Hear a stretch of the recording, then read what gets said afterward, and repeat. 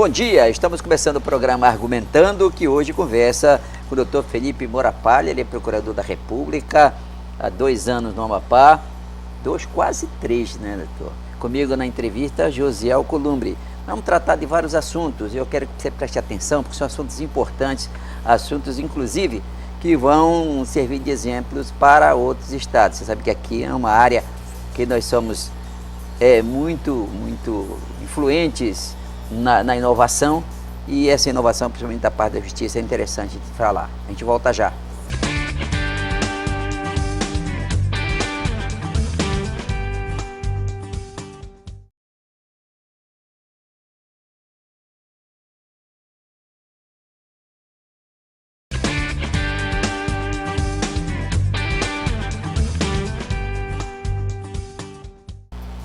Muito bem, estamos de volta aqui conversando com o doutor Felipe Moura Palha. É um prazer muito grande tê-lo aqui. Prazer é nosso. Né? Todo dia que a gente tem um procurador da República para falar nesse lado do Brasil, né, rapaz? Tão difícil, mas também tão desafiante. Prazer muito grande tê-lo aqui. Prazer é todo nosso. Não é todo dia, Rodolfo. E, aliás, com mais especialidade ainda, tem um procurador da República tão atuante como a Procuradoria tem sido sob a sua gestão, doutor Felipe. Então, quero também externar a minha satisfação em recebê-lo aqui no Argumentando. Sinta-se à vontade para se comunicar com os cidadãos do Amapá, através das câmeras da TV e através das ondas do rádio também, que é a amplitude desse programa chega. Paraense, né? Paraense de nascimento aí. E sim, estudou onde foi? Em Belém, UFPA. Belém, na UFPA? Na UFPA. Tá certo, então conhece a nossa região, não precisa de grandes detalhes, né? Doutor, a Procuradoria da República, ela é uma organização da República, evidentemente, no Amapá. E quais são as atribuições para o telespectador saber de um procurador e da Procuradoria? Para tentar explicar de uma forma bem didática, a Procuradoria da República, apesar do nome causar alguma confusão, é um órgão do Ministério Público, é o Ministério Público Federal. E no Amapá atuam os procuradores da República, que são membros do Ministério Público em primeiro grau. Ou seja, eles atuam junto à Justiça Federal de primeiro grau. Ou seja, nós somos, a grosso modo, os promotores de justiça federal, para que as pessoas leigas possam entender de uma forma mais... Fazendo uma equivalência com o promotor de justiça são os promotores de justiça federal. Pois é, agora, muito trabalho aqui isso aí, né? Sim, muito. Uma região... Nós atuamos em várias frentes, né? Dentro do nosso planejamento estratégico nacional, a gente tem um olhar bem importante para a nossa Amazônia, né? E na Amazônia nós temos, além da frente do combate à corrupção, que tem a destinação de recursos públicos federais para as áreas geralmente mais pobres do país, a gente tem uma alocação grande de recursos públicos, e a fiscalização dessa aplicação, o desvio desses recursos é uma atribuição do Ministério Público Federal também. Nós temos uma atuação bem importante na proteção de direitos humanos, que é algo também latente na nossa região.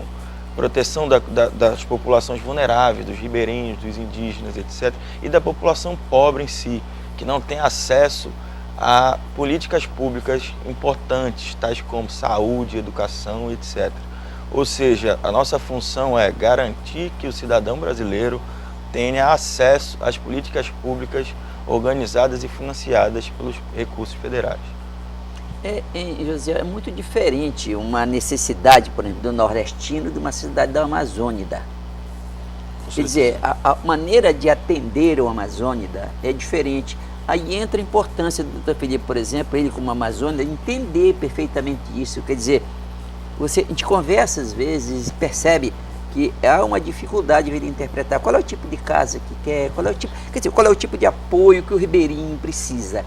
Sim, nós dentro do Ministério Federal fazemos muitas críticas à própria gestão política para a Amazônia. Se decide muitas coisas em Brasília sem se conhecer a realidade do povo da Amazônia, sem se colocar em prática se é aquilo realmente que a população precisa. E o que a gente tenta, ao mergulhar nessa vida ribeirinha, no conhecimento tradicional, a tentar estudar isso profundamente, com apoio de antropologia, etc., é que com a intervenção nossa, com o nosso apoio, as políticas públicas pensadas para a Amazônia possam ser de fato as melhores para a Amazônia. E na nossa atuação de intervenção em políticas públicas, a gente tenta sempre ter esse olhar. A gente tem problemas diversos por conta de não se conhecer o diferente. E todo mundo que é da Amazônia, eu sou um cidadão da Amazônia, e me considero privilegiado por isso, por conhecer o povo da Amazônia. E o povo da Amazônia tem necessidades totalmente diferentes da população do Rio de Janeiro, por exemplo, ou da capital federal, Brasília. Então, esse olhar diferenciado para a população amazônica é o que a gente acredita que o Ministério Público Federal, assim como todas as instituições, devem ter ao pensar políticas públicas para a Amazônia, para a região. Perfeito. Doutor Felipe, não podíamos deixar de falar aqui nesse programa, aproveitando a sua tão prestimosa presença, sobre a questão do combate à corrupção no Brasil, e aí nós vamos falar também do Amapá. Hoje é uma verdadeira sumidade nacional o respeito que foi adquirido pelo Procurador da República que acompanha o juiz Sérgio Moro na Operação Lava Jato. Então a gente percebe no dia a dia o crédito, o respeito que esses cidadãos conseguiram angariar junto à população. E ele vai de norte a sul, de leste a oeste do Brasil, isso aí é uma unanimidade. No Amapá não poderia ser diferente. Como anda o combate à corrupção feito pelo Ministério Público, pelo guardião da lei federal aqui no Amapá, que é a Procuradoria-Geral da República? Esse assunto a gente tem que aproveitar sempre para falar sobre o que proporciona o combate à corrupção pelo Ministério Público Federal, que é o poder investigatório do MP. Algo que já foi, em 2013, uma bandeira das reivindicações populares contra a PEC 37, para que não retirasse do Ministério Público o poder de investigar. E hoje a gente tem a Operação Lava Jato, que o senhor citou, ela é proveniente de não ter sido retirada naquela época o poder de investigação do Ministério Público. É algo que a gente defende com unhas e dentes. Por quê? Porque determinadas situações em que os altos cargos políticos estão sendo investigados, a gente precisa de uma instituição com total independência e principalmente com prerrogativas da magistratura para fazer a investigação. Quais seriam essas prerrogativas que não são privilégios, são prerrogativas? A prerrogativa principal é a inamovibilidade. Como eu poderia investigar um cidadão que tem muita influência na República Brasileira se no início da investigação eu pudesse ser removido para outro estado? Uma outra garantia é a independência interna. O Procurador-Geral da República nunca se dirigirá a um Procurador da República de primeira instância dizendo você pode ou você não pode fazer aquilo. O parecer dele, a denúncia que ele faz, a investigação que ele conduz, ele tem garantia de imparcialidade, ele tem garantias de que ninguém influenciará no trabalho dele, que a sua livre convicção será respeitada e que os meios processuais cabíveis, o recurso, as impugnações processuais farão esse contrabalanceamento, que é freios e contrapesos sempre. Hoje se critica muito esse poder investigatório com base em supostas... Quem controla esse poder investigatório do MP contra autoridades públicas constituídas que a gente sabe que tem muita influência. Porém, toda atividade que é um exercício de poder, ela tem controle garantido constitucionalmente. No nosso caso, todas as nossas manifestações, elas são encaminhadas à Câmara, que age sob delegação do Procurador-Geral da República e faz a revisão e a coordenação das nossas atividades. Ou seja, para eu não denunciar uma pessoa que foi indiciada, por exemplo, num inquérito policial, eu preciso submeter isso ao crivo de um órgão superior, que chama Câmara de Coordenação e Revisão, que age sob delegação do Procurador-Geral da República, para que ele diga, você agiu correto. Se ele achar que eu agi de forma incorreta, ele indica outro Procurador da República para atuar no caso. Ou seja, o poder de investigação, a prerrogativa de iniciar a ação penal, e não só a ação penal, a ação civil, pública, a ação de improbidade administrativa, é algo que não está sobre o arbítrio do membro do Ministério Público. Há órgãos internos que fazem o controle. E que bom que é assim, da situação. E existe o Conselho Nacional do Ministério Público, que caso algum membro do Ministério Público realize algum abuso ou alguma investigação abusiva, qualquer pessoa, qualquer cidadão pode acionar o Conselho Nacional do Ministério Público. Pois é, nós vamos a um rápido intervalo. E voltamos nesse mesmo mesmo tema.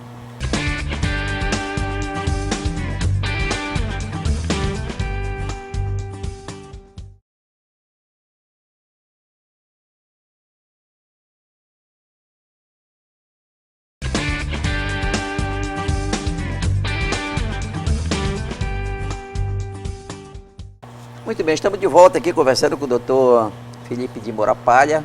Ele é procurador da República aqui no Amapá e nós estamos falando sobre esse tema corrupção.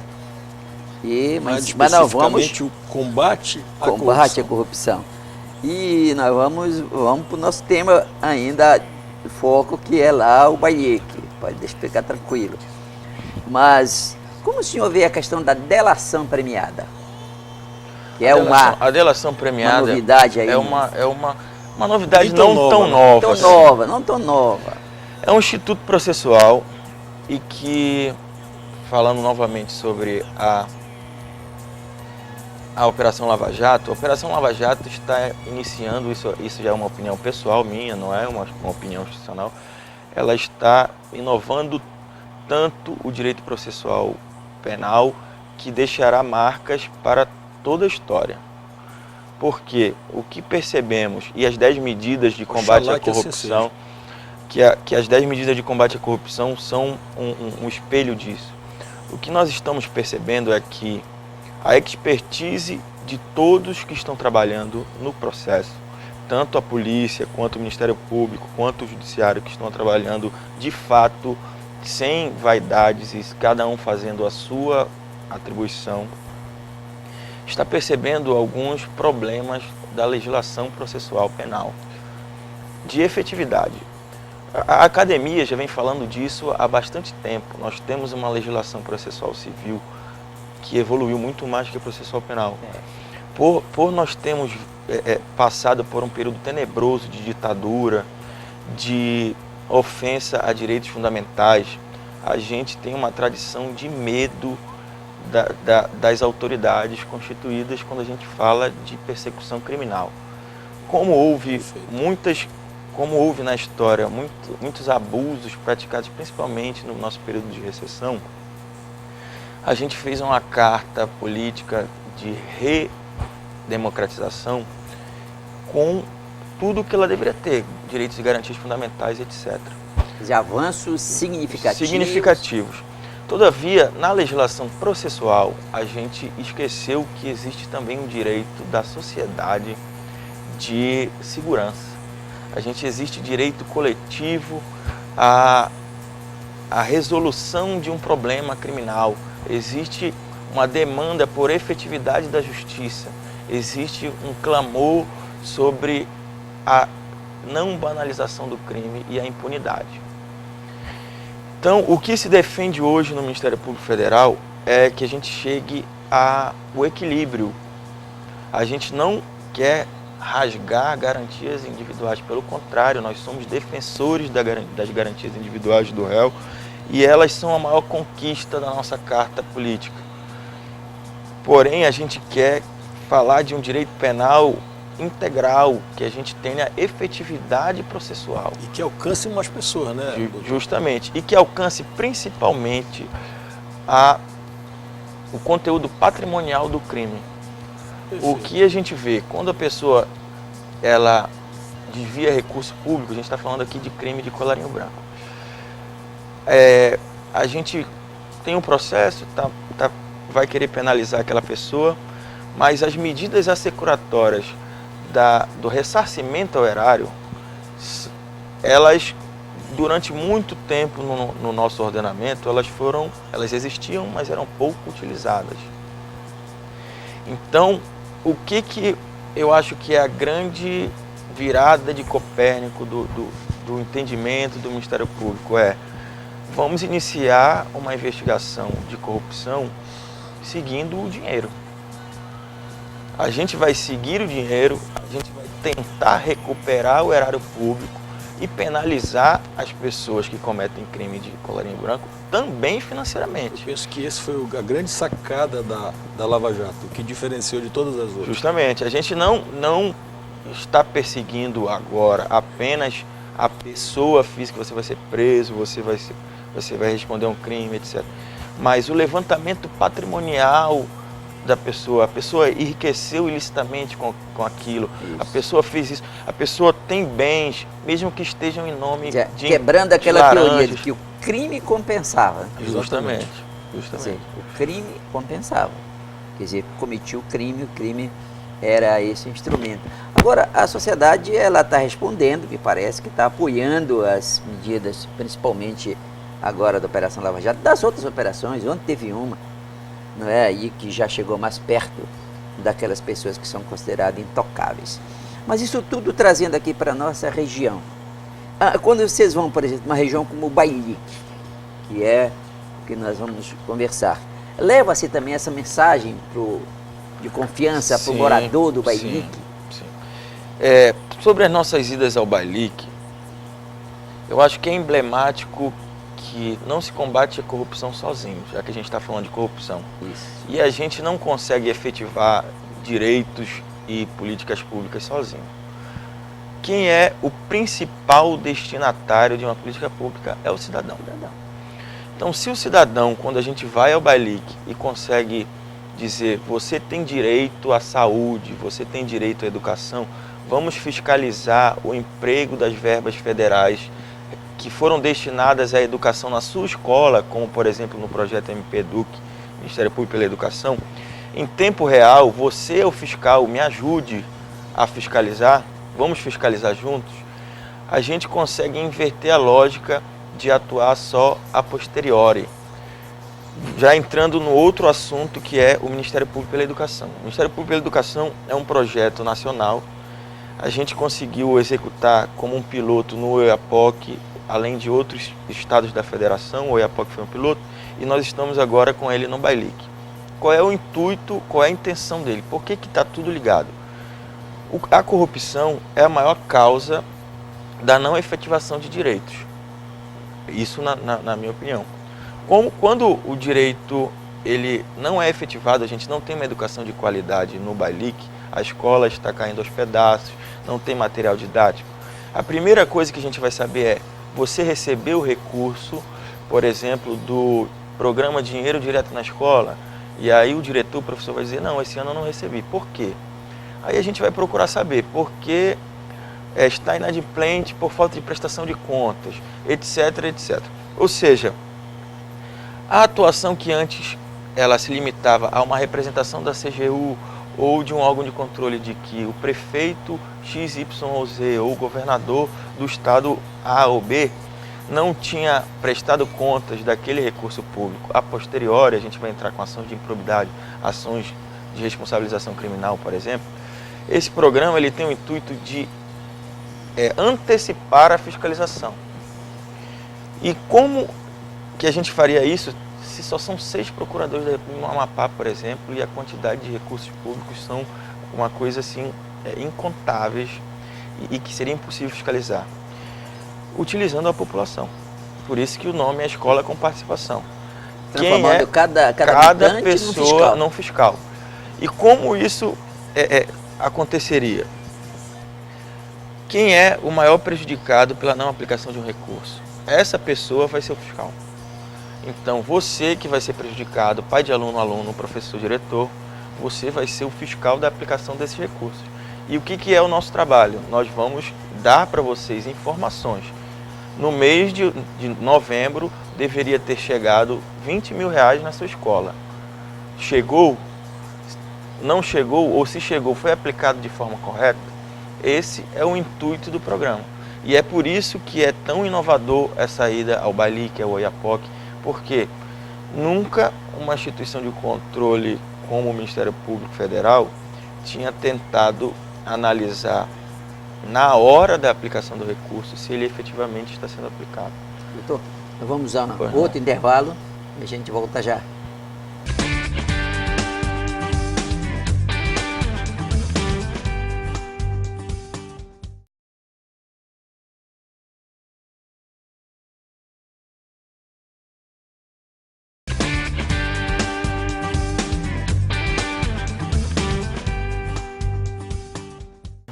Muito bem, estamos de volta aqui conversando com o Dr. Felipe Morapalha, procurador da República aqui no Amapá. É um trabalho inovador e que pode animar muita gente aqui no Amapá. Rodolfo, eu acho que se nós conseguirmos fazer com essa ação de vocês, descentralizar o poder de fiscalização, colocar na mão do cidadão e fazer principalmente com que o cidadão entenda que o recurso público é dinheiro dele, ele está contribuindo para que aquele dinheiro chegue na escola, ele contribui com seus impostos para que o dinheiro chegue que o remédio chegue no posto de saúde. Eu acho que esse é o ovo de Colombo, como o da Lava Jato foi seguir o dinheiro.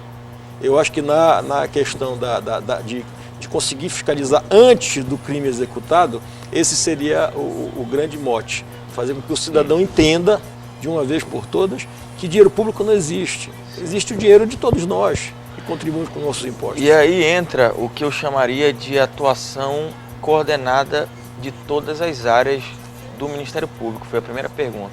Qual é a função do Ministério Público?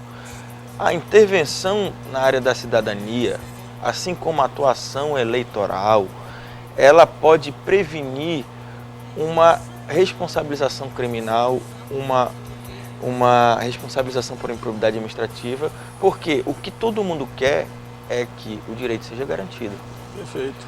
Então, a atuação na área da cidadania, e nesse ponto é a minha atuação principal no estado do Amapá, que eu sou o Procurador Regional dos Direitos do Cidadão, é tentar identificar quais são os maiores problemas, por que o posto de saúde não funciona, por que a escola está em condições precárias. Como é que aquele usuário do posto de saúde, por exemplo, ou de uma escola, perfeito, como é que ele faz para chegar, para dizer que como o fiscal chega lá, não está sendo feito? Como é que ele faz? Essa é eu acho a grande virtude da ideia Ministério Público na comunidade, Ministério Público Federal na comunidade, Ministério Público pela Educação, e de um assunto que eu queria aqui trazer para vocês também, de primeira mão, que é a Rede Cidadania Tucuju, que nós já temos por 2 ações aqui, que é a realização de parcerias entre órgãos de controle. Parceria entre a Justiça Federal, o Tribunal de Justiça do Estado, o Ministério Público Estadual, a CGU, a Defensoria Pública da União. Ou seja, todos os órgãos de controle existem para alguma finalidade. Só que eles juntos, eles são muito mais fortes do que cada um por si. Isso. Então, sobre o Ministério Público pela Educação, a parceria com o Ministério Público do Estado é fundamental. Por quê? Porque os promotores de justiça estão em quase todos os municípios do Estado. Então, quando a gente decide executar o Ministério Público pela Educação no Oiapoque, a promotora de justiça de Oiapoque vai ser quem vai receber as demandas da população. Como funciona o projeto?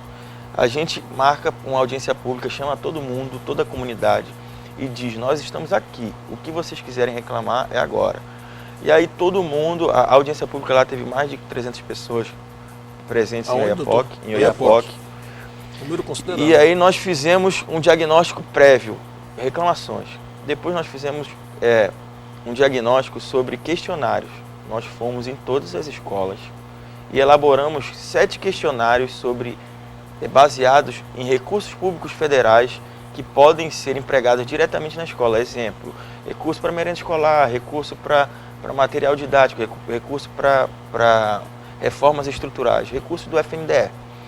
E aí o professor e o diretor respondem para nós: você tem quadra poliesportiva?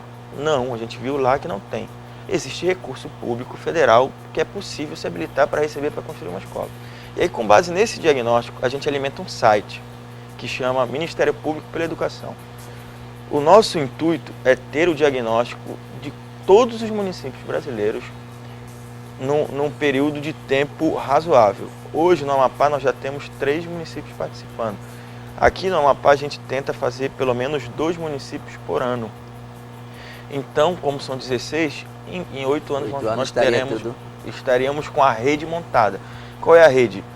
Sabendo quem são as pessoas que podem nos ajudar na fiscalização, quais são os problemas de todas as escolas, um relatório fotográfico de todas as escolas existentes e principalmente a capilarização, com a utilização do promotor de justiça local, dos conselhos de alimentação escolar e do conselho do Fundeb e com a participação dos diretores de todas as escolas, para que não tenha essa burocracia. Como eu posso acessar o Ministério Público? A porta está aberta e a porta é essa. Se você não puder vir em Macapá, tem um promotor de justiça que está lá em Oiapoque. Se você não conseguir, você é da zona rural, mas nós cadastramos o diretor X, o professor X, que vai nos trazer isso. Você pode procurá-lo. Sistema de comunicação para a sociedade, vocês estão começando agora? Nós estamos há 3 meses aplicando o protocolo de cooperação, o termo de cooperação. Para que ele fosse operacionalizado, eu acho que a grande sacada da rede é essa. Não depende da atuação do juiz, do promotor, do defensor. Isso. Nós colocamos o nosso atendimento ao público, os servidores públicos dos 3 entes, e chamamos o governador e o prefeito para assinar um termo de compromisso conosco. Qual era o compromisso? O compromisso era: indique quem são as pessoas responsáveis por cada atuação dentro da Secretaria de Saúde Municipal Estadual. Por exemplo, se eu quero um exame, com quem eu devo falar? Se eu quero um remédio, com quem eu devo falar? Nominal e telefone, WhatsApp, e-mail, etc. Hoje, quando a pessoa chega ao Ministério Público Federal, o setor de atendimento ao público liga, manda WhatsApp, manda e-mail e tenta resolver o problema. Doutor, desculpe. O nosso tempo acabou. Pequeno. Não é? Nosso tempo. Um assunto tão importante. Assunto tão importante. Eu acho que nós vamos ter que continuar essa conversa. Não acho, tenho certeza. O senhor já está convidado novamente para participar. Para a gente continuar, para falar principalmente dessa identificação. Muito assunto. Tem muito assunto. Eu quero agradecer para o senhor que veio aqui. Nós estamos aqui à disposição. O telespectador, quero agradecer que ficou conosco até agora. E eu quero deixar já antecipado, marcado esse encontro, que vai ser por logo, né? Com certeza. Nós estamos à disposição. O nosso trabalho, de fato, é um universo. São muitas atuações em problemas delicados da cidadania amapaense e nós estamos à disposição. A gente poderia marcar por assunto. Vamos falar hoje de educação, vamos falar amanhã de saúde, vamos falar sobre combate à corrupção e etc. Tá certo. Muito obrigado e a gente volta.